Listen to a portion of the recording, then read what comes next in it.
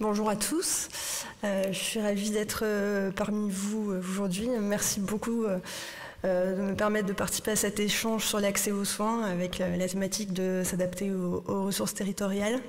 Moi, je vais vous présenter l'exemple des médecins correspondants SAMU. Donc, c'est une part pour permettre l'accès aux soins en territoire.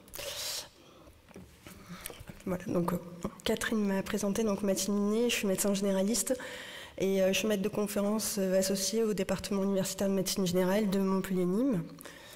Et j'habite dans le plus petit département de France, le moins peuplé, d'où l'intérêt pour la ruralité. Donc l'accès aux soins, je vous le rappelle, comme ça, vous ne pourrez pas dire que vous ne savez pas. Donc c'est, selon l'OMS, la capacité des personnes à recevoir des soins quand ils sont nécessaires et au bon endroit. Et donc au-delà des barrières, donc comme on a dit, géographiques, financières, mais vous allez voir, il y a plein de barrières.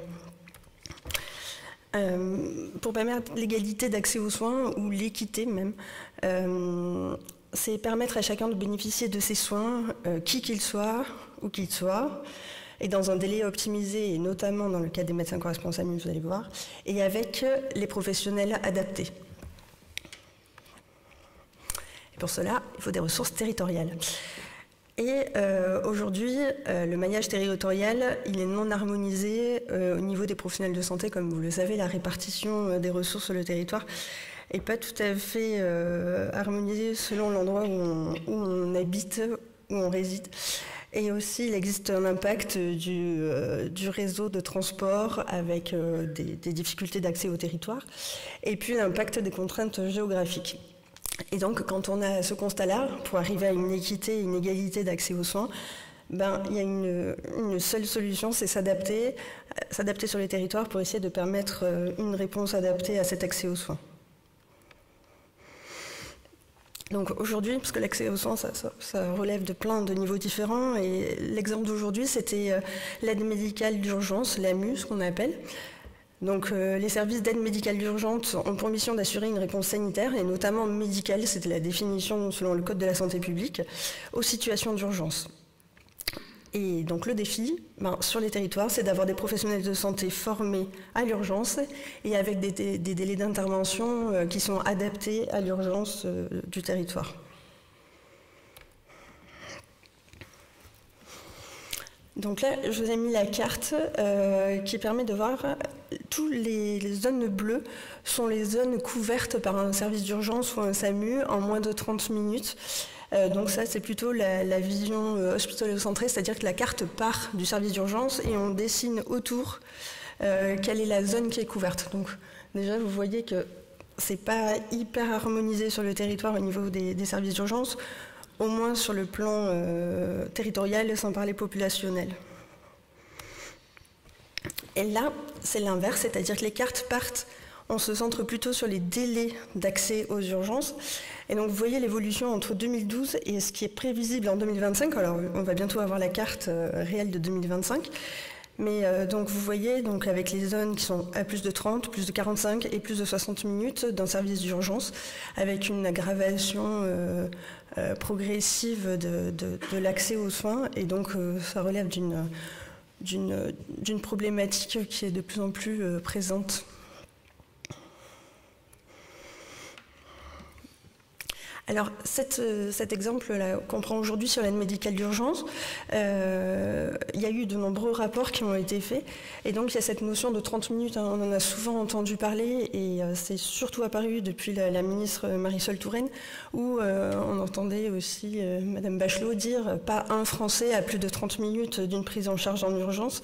Et donc, il y a eu le pacte territoire santé en 2012, et puis aussi même dans la mission Braun qui en parlait. Et avec du coup la création des médecins correspondants SAMU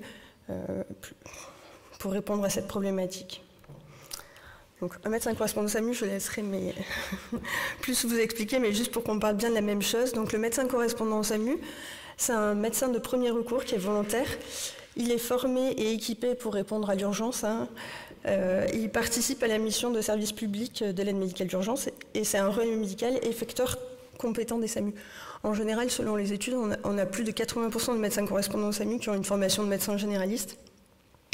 Et donc, quand on a un appel pour une urgence, en fait, le médecin correspondant SAMU qui est plus près que le premier SAMU est déclenché en même temps que le SAMU.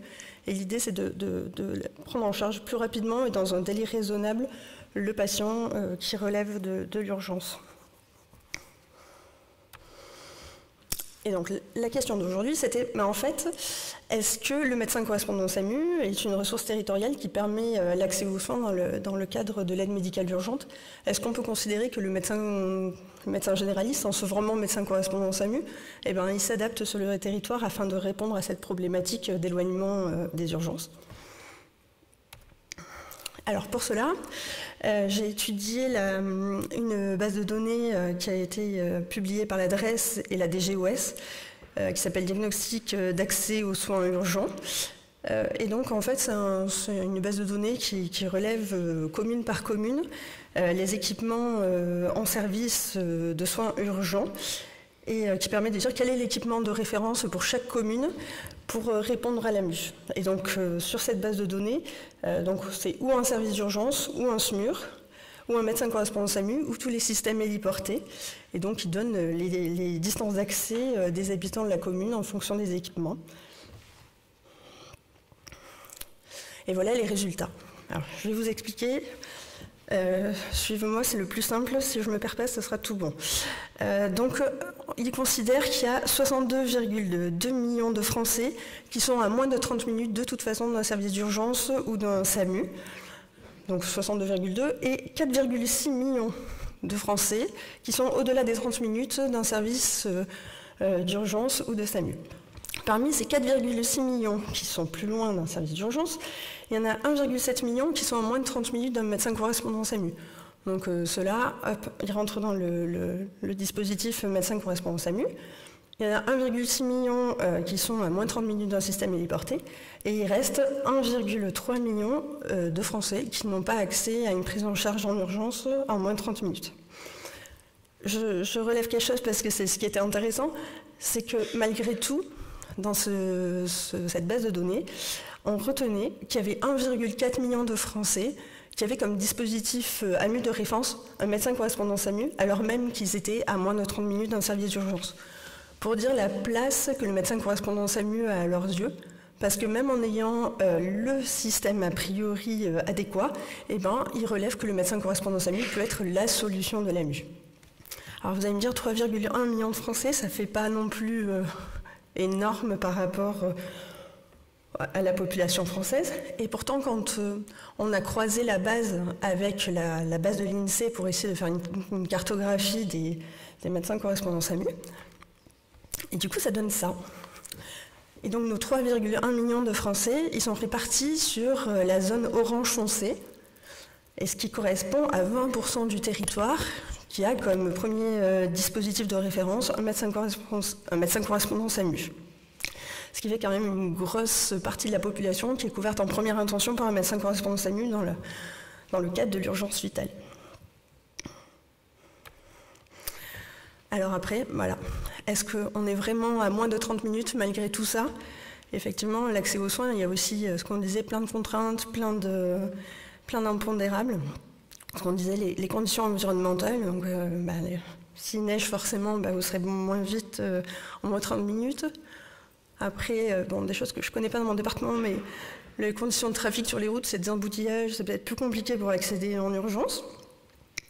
Les médecins correspondants SAMU, le médecin correspondant SAMU qui est seul sur son territoire, il n'est pas là 24 heures sur 24 et 7 jours sur 7, il a le droit de s'absenter. Il faut aussi la formation des médecins généralistes, médecins correspondants SAMU, parce que le médecin correspondant SAMU peut être remplacé et pas avoir un remplaçant qui soit formé. Au niveau des SMUR aussi, sur ces territoires ruraux, parfois ce sont des SMUR où, moi dans mon département, il y a une seule ligne de SMUR. Donc si vous partez sur un AVC dans le nord du département, le sud il est découvert pendant 2 heures, parce que le temps de retourner de l'autre côté, on n'est pas à moins de 30 minutes. Les services d'urgence, on a entendu, les services d'urgence qui ferment l'été, qui ferment la nuit, donc forcément ça impacte encore cet accès aux soins d'aide médicale d'urgence. Les systèmes héliportés, il y a beaucoup d'études qui disent que de toute façon, ils ne sont pas capables de répondre en moins de 30 minutes. parce que le temps de mettre en œuvre le système, on est au-delà. Et puis, dans cette étude, ils n'étudient pas du tout les médecins-pompiers, les infirmiers sapeurs-pompiers, qui sont aussi une manière de répondre à l'AMU. Donc, pour répondre, si on doit retenir quelque chose, pour répondre aux besoins d'égalité d'accès aux soins, les zones avec un maillage territorial ne peuvent répondre aux conditions de l'AMU qu'avec des adaptations comme vous le voyez. Et donc les médecins correspondants au SAMU, donc ce sont ces médecins généralistes qui sont formés, sont une manière de répondre, et vous avez vu, pour 20% du territoire. Et puis on oublie les infirmiers sapeurs-pompiers, comme disait Aurélie aussi, les infirmiers correspondants au SAMU aussi qui émergent, et donc toutes les possibilités qui sont en train d'émerger, de s'adapter pour répondre à ces nécessités territoriales d'accès aux soins. Hop. Et du coup, cette intervention est issue de l'article médecin correspondant SAMU, le médecin généraliste au cœur de l'aide médicale d'urgence. Et je vous remercie. Je suis à votre disposition si vous avez des questions.